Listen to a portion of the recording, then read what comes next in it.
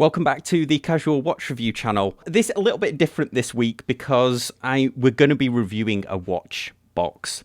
For the longest time, I've stored my watches. Let me open this up without spilling them out.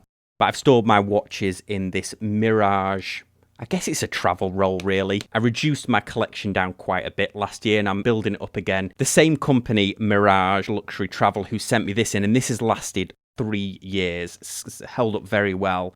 They asked me if I wanted to review another one of their travel rolls, and I was like, actually, do you have something a little bit bigger? And they were like, yes, we've got you. We do have something a little bit bigger. So they sent me in this watch box. I probably can't even get it in focus here. But this is a new watch box for them. It's got all the watches at the top, and then there's a little tray at the bottom.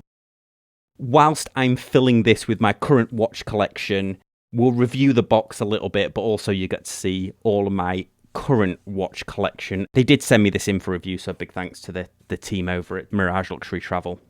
I mentioned in the intro, I previously had one of their travel cases here, which has served me well. There's a couple of the watches that we're going to be putting in the case later. What I really like about this one is that each of the watch cushions has this little ridge down the side. You slot it in, you can pull them out individually and they don't roll around in there. They're quite well protected. This is leather, this travel case, but this watch box is a synthetic leather, so it's a PU leather basically. The box is measuring in at 10 inches, just over 10 inches, and then a height of around nearly 6 inches. I'll put the metric measurements on here as well. We'll do a quick review of the box, and we'll also go over some of my watch collection as well. Everything inside is also synthetic leather, and we have a velvety interior, so you won't scratch the side of your watch bracelets either. First up, you saw it from my last review, and this is my Garmin. I'll just put this in the front section here. This is fully charged. One of the little things with this watch box is we have this curved section at the back, so that's curved.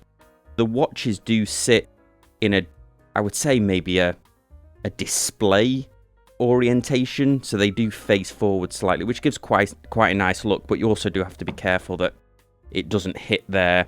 Some of the watches, like this one that I'm wearing, this Seiko, because it has a bigger rubber watch strap, it struggles on here. So let me just show you.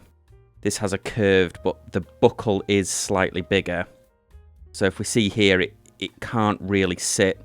You have to kind of persuade it a little bit. This one I've been keeping in the travel roll, so I'll show you that later. Next watch is the one that I created. So this is the Namoki Mods field watch. I just put it on a mesh strap that I had lying around. This was a pretty cool build. If you've not seen the video, this was one of those DIY watches that you make.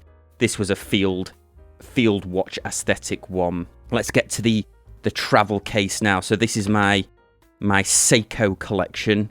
We've got the speed timer, the modern speed timer, the STC 911, I believe it is. We have a vintage 1977 speed timer, and then we have a vintage 1977 LCD watch. This vintage speed timer that I've got, if you've not seen my review on it, it was refurbished, and they did it. John Sachs is his name. He did an absolutely incredible job of this. Seiko Todd, who joins me on the live streams, hooked me up with this. So this was one of his original watches, and then they had it fully refurbished for me. So this is a 1977 Seiko speed timer. The one with the gold dial is the one that they more commonly refer to as the Pogue. Put that in the front there. And then we have this vintage LCD Seiko. I purchased this from Whatnot. If you've not been on Whatnot, I've sold a couple of things on there, but it's essentially like a live auction site, a QVC, and there's a lot of watch collectors on there. And there's also people who have a vast watch collections. And I bought this off somebody who didn't collect Seiko, but they had it in the bottom of their drawer and it didn't work.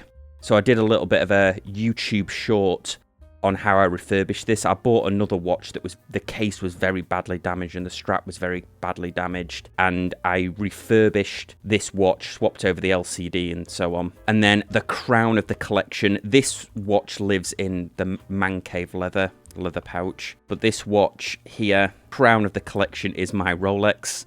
I'm going to put that up the side here. There we go. And then what I'll do is I'll put the newest one, the Seiko GMT watch.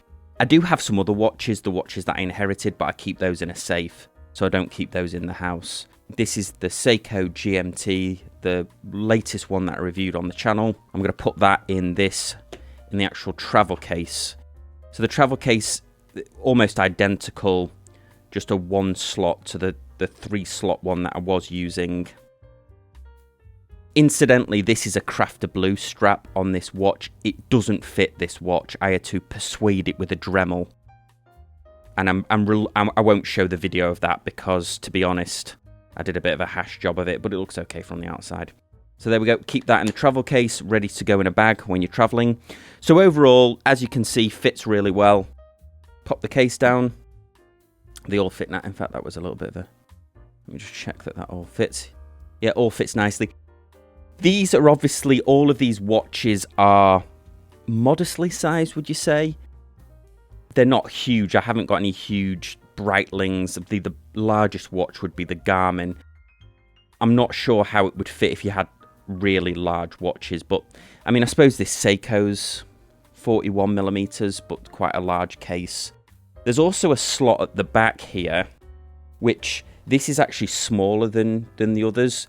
So you could get a watch that had quite a thick strap on it because it's a much bigger slot at the back there. Let's look at the box at the bottom here. So if I push this back, as you can see, there's an additional compartment at the bottom here, and I've put watch straps in it. These are fixed. I think this one can be removed, but I haven't tried it yet, but these are fixed. This one is for rings and cufflinks. I only have one, which is my wedding ring. This is really handy for keeping your watch straps in as well. Got this bun strap from Man Cave Leather. Also have another crocodile strap from Man Cave Leather. And then a 21mm strap from Man Cave Leather as well. And then just a couple of rubber straps. There's a Barton one. Got a Tropic strap. The extra one for the Garmin. And there's a waffle strap as well. And then I've just kept my NATOs curled up in the side here. So you could put a bunch of stuff in there as well. In fact, I'll put the cable for the Garmin in there as well, because the Garmin does have to be charged because it's a smartwatch. So overall, pretty impressed with this watch box. It comes in at around $189, I think, although they have got it on special offer on their website at the moment for $149. Thanks to the guys over at Mirage Luxury Travel. Let me know what you think in the comments section down below. They also do other cases that have watch winders in them as well, although the jury's still out for me on watch winders. I might review one and just see what I think. Let me know in the comment section what you think. Thanks to the guys over at Mirage Luxury Travel. I'll see you next time on Casual Watch Reviews.